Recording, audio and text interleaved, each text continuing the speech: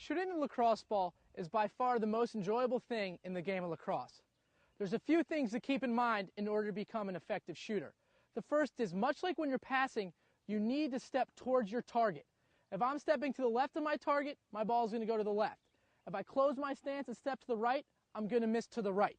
The second is making sure you have your hands in the right location. Too often kids will have their hands too close together where they can't get the power, or too far apart where they can't use their wrist to get the power. So make sure you have them about 12 inches plus or minus 2 inches depending on how comfortable you are with that position. The third is make sure after you plant that you get your body turned to the right position.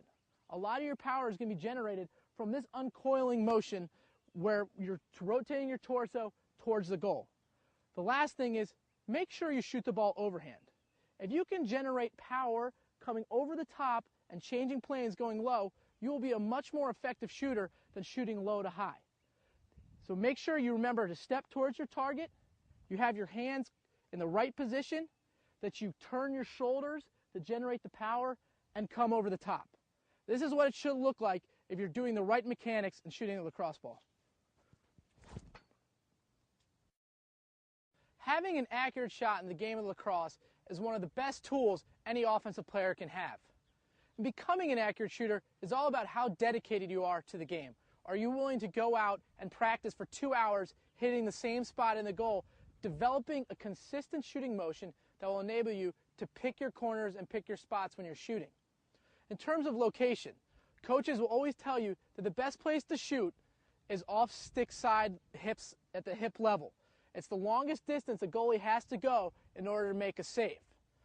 Now, while that's the best place to shoot it, the absolute worst place to take a shot is at the goalie's feet. When the ball is down low, the goalie has his stick to save it, but he also has 2 feet that are used as tools to block the goal. As you get older, more goalies will make more and more foot saves, and it's not luck on their part, it's a skill that they develop practicing in the net. So make sure when you're shooting, you aim for a spot in the net. Try not to look at the goalie. Try to look through the goalie and see a spot. If you've ever heard the saying, aim small, miss small, it rings true in the game of lacrosse. If you can see an exact spot in the net and aim for it, you're more likely to hit the spot you're going for.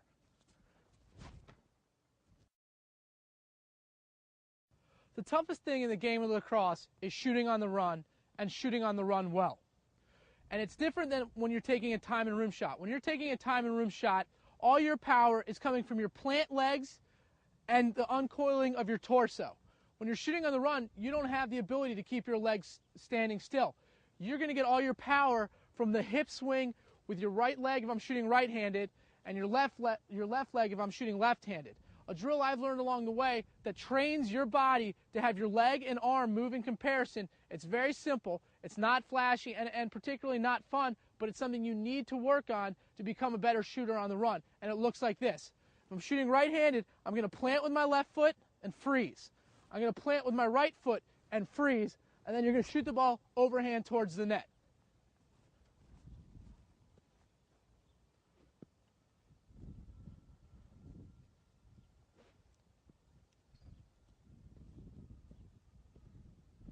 If you can train your body to shoot the ball with your arm and leg moving in unison, you'll be able to get more velocity on your shot on the run, and you also have more accuracy. I truly believe that the best shooters in the game today all have the ability to shoot the ball overhand.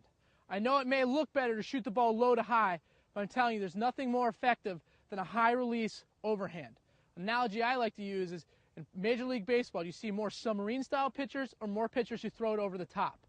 It's clearly in favor of over the top. If it was more effective with the submarine style, there'd be more pitchers that way. It's just not the case, and it rings true in lacrosse. The higher you can release the ball out of your stick, the better shooter you'll be. A drill I've picked up along the way is very simple. It requires 2 goals, one in front of the other, the object being put the ball over the top of the first one and into the back goal. What this gets rid of is a lot of problems kids have in their shooting is what I like to call alligator arms. It's where you get your arms in close to your body and you come and shoot and it hits and you have no height on your release point. And in this drill, you're going to hit the goal in front of you.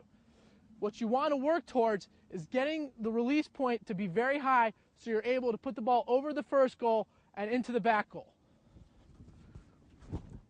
like this. We're now going to demonstrate.